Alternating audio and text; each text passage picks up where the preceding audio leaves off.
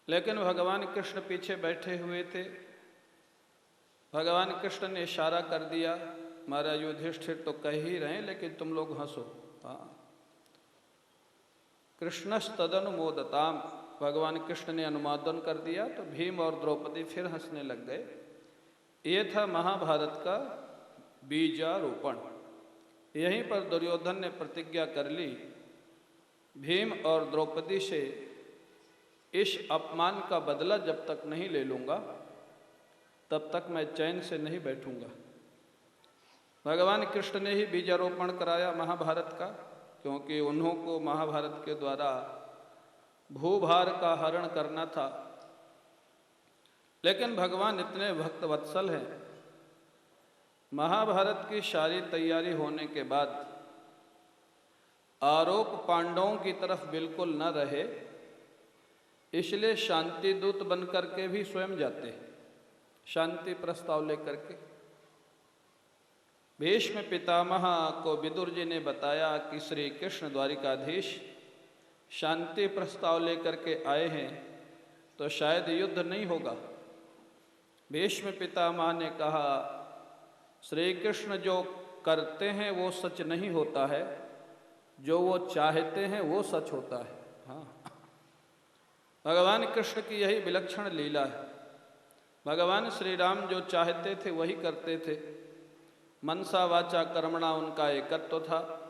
उद्देश्य दोनों की धर्म स्थापना है, लेकिन श्री कृष्ण की अनेक लीलाओं में दिग्दर्शन मिलता है।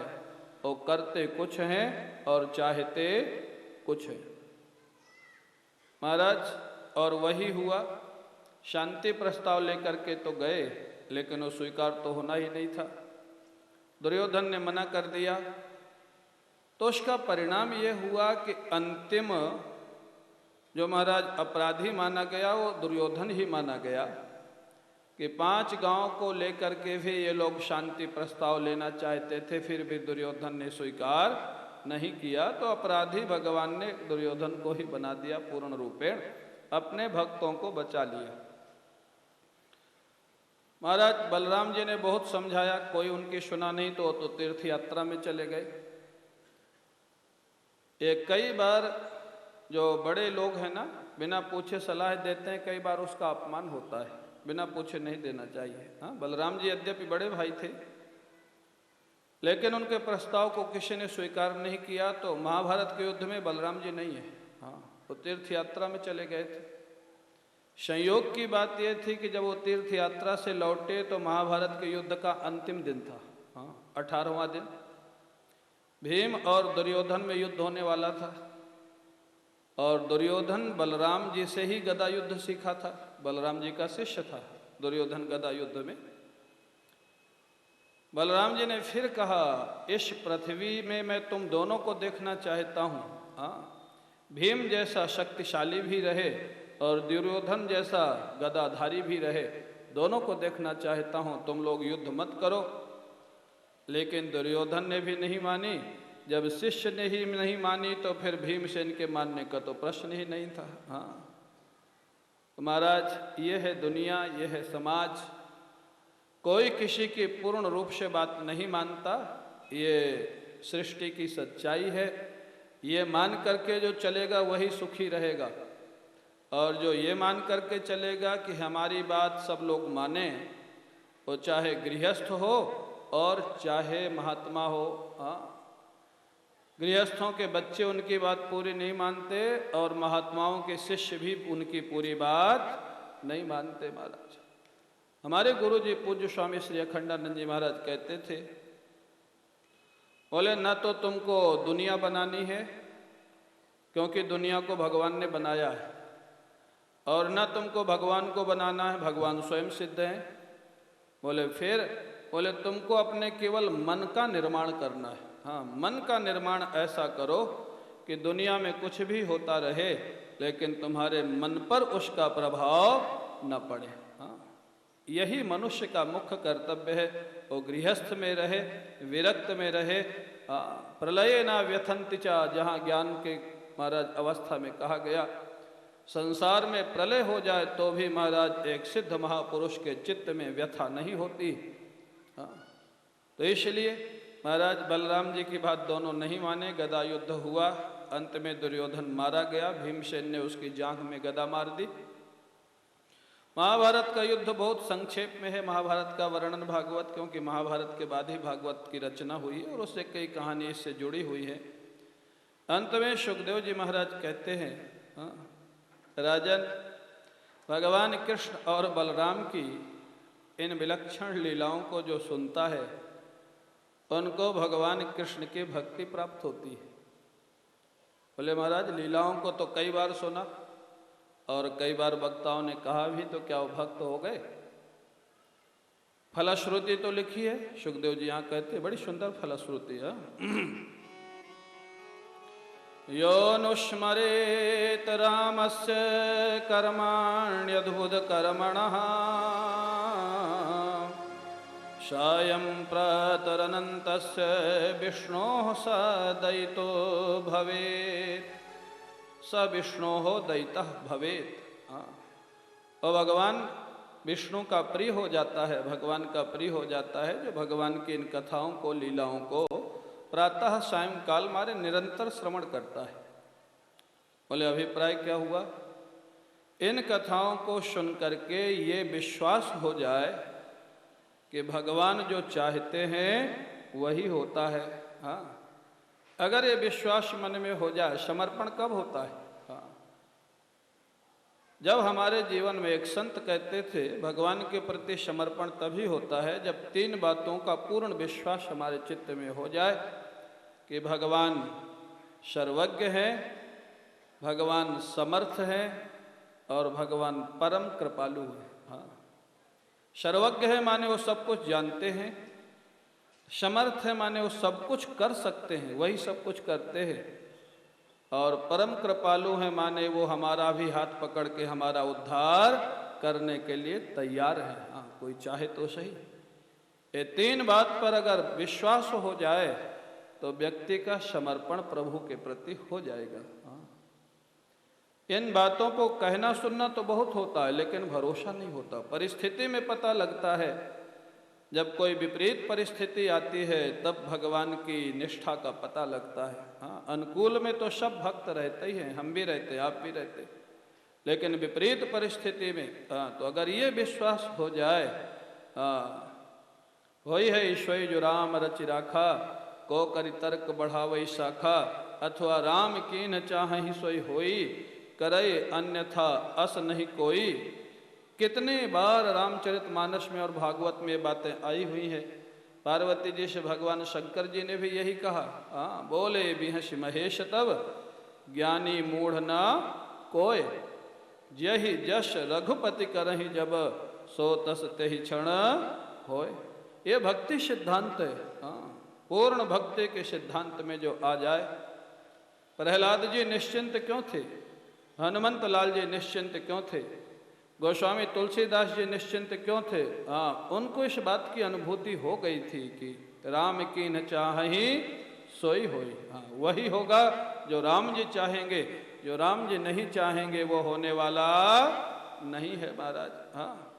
तो ये फलश्रुति जो लिखी है इसका कुछ अर्थ है, ये नहीं कि फलश्रुति सुन लिया, सुना दिया और सुन लिया। लिखा तो है इन कथाओं को जो सुनेगा उसको भगवान की भक्ति प्राप्त होगी। कितनी बार कथाएं कही गई और कितनी बार सुनी गई, भक्ति तो नहीं प्राप्त हुई। तो क्या फलश्रुति गलत है? फलश्रुति गलत नहीं है।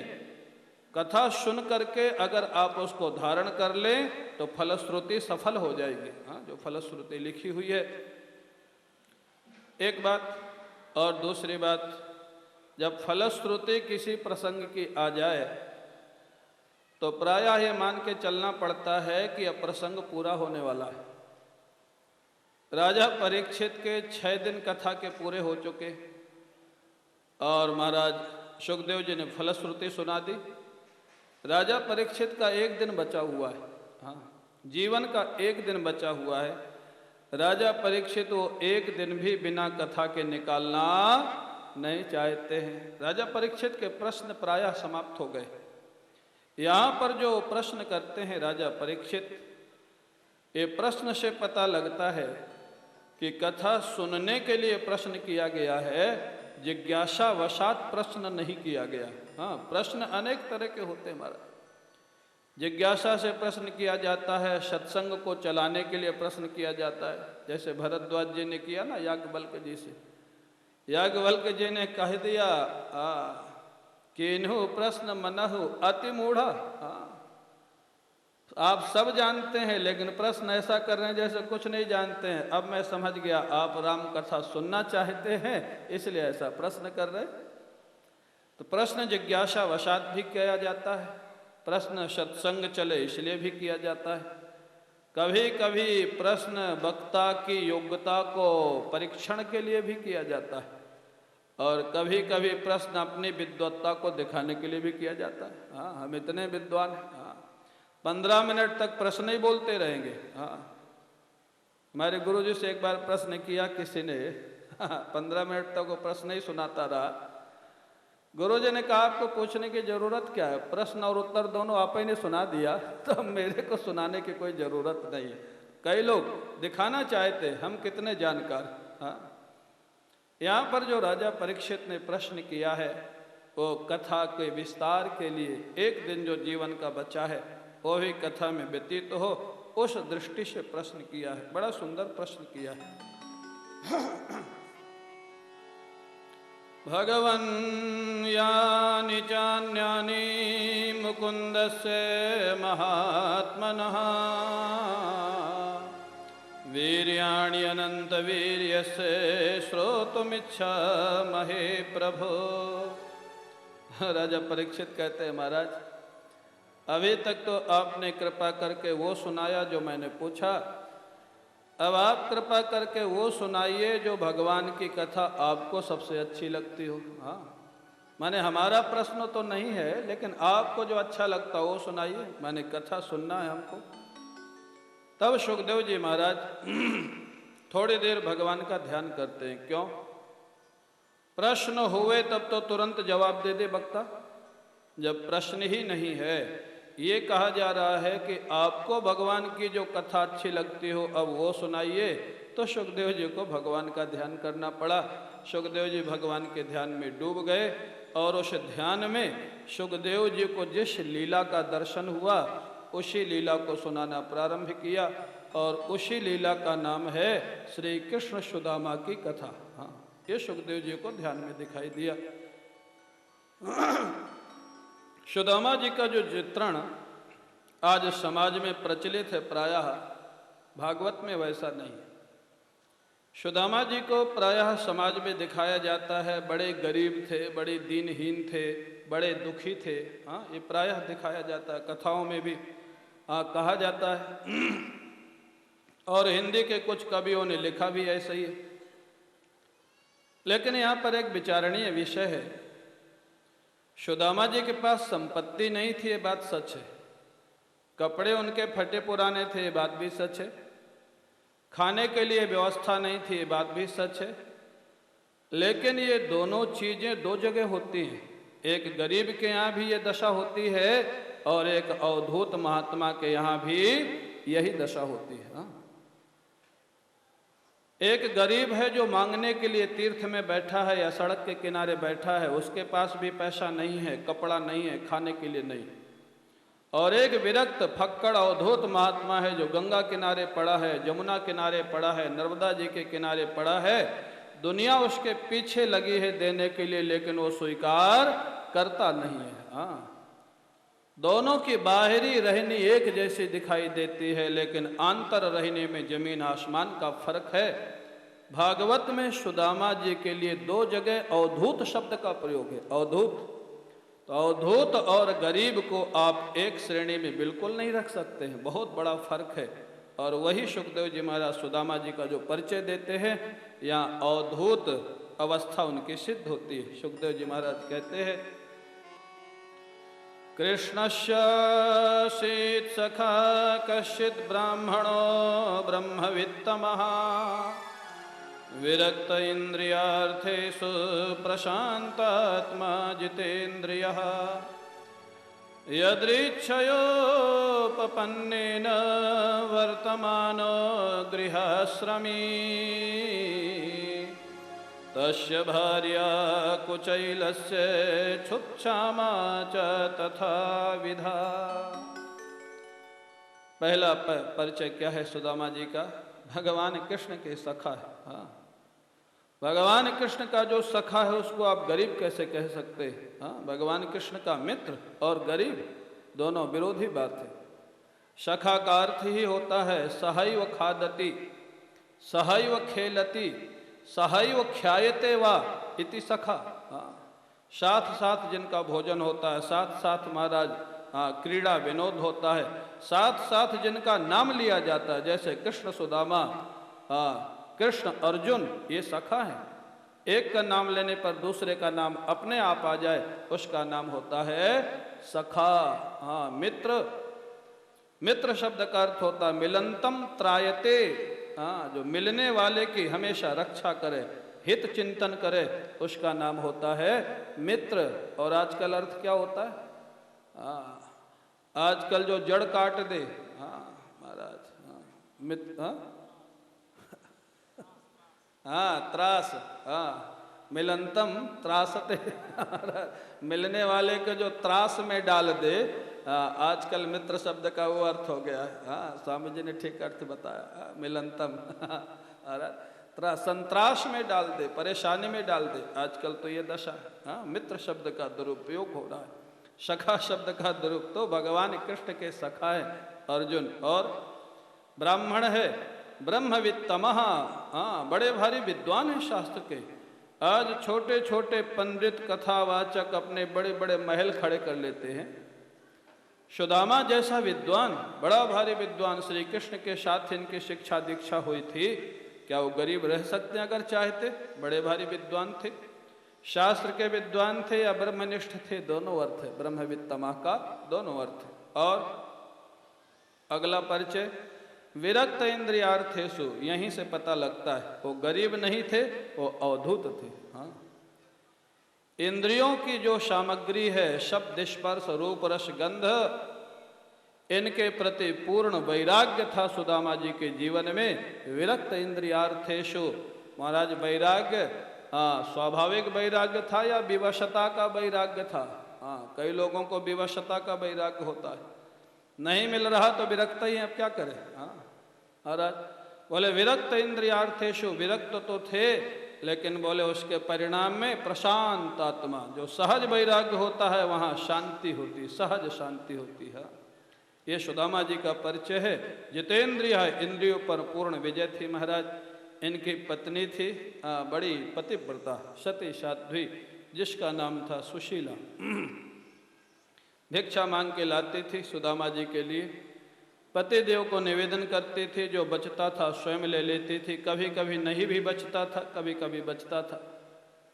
इस क्रम के चलते सुशीला बहुत दुबली हो गई, और इतनी दुबली हो गई कि चलने फिरने में भी शरीर उसका कांपने लग गया, इतनी कमजोर हो गई। हाँ, ये था पहले महाराज पतिव्रता स्त्रियों का धर्म। हाँ, इतनी सेवा। आज अगर इतने विद्वान पति घर में बैठे रहें और पत्नी को भिक्षा मांगने जाना पड़े तो सोचो क्या दशा होगी। हाँ हाँ, पति को ही महाराज फिर सुनना पड़ेगा।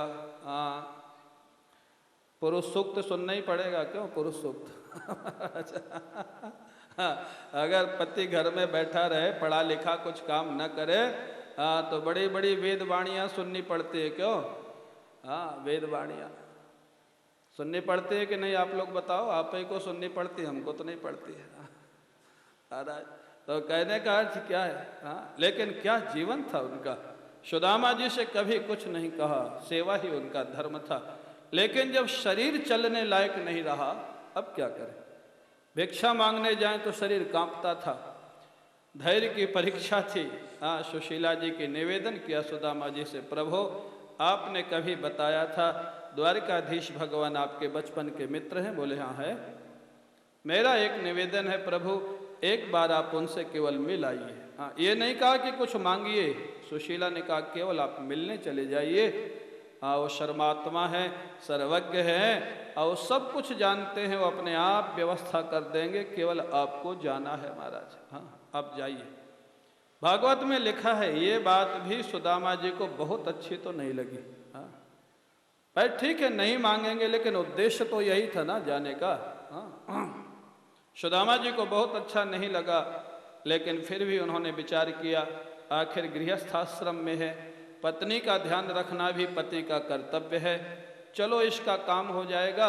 और मेरे को क्या लाभ होगा, बहुत दिन से श्री कृष्ण का दर्शन नहीं हुआ, तो मेरे को दर्शन हो जाएगा श्री कृष्ण का। इस उद्देश्य गए थे। हाँ संपत्ति मिले मत मिले ये चिंता सुदामा जी को बिल्कुल नहीं थी।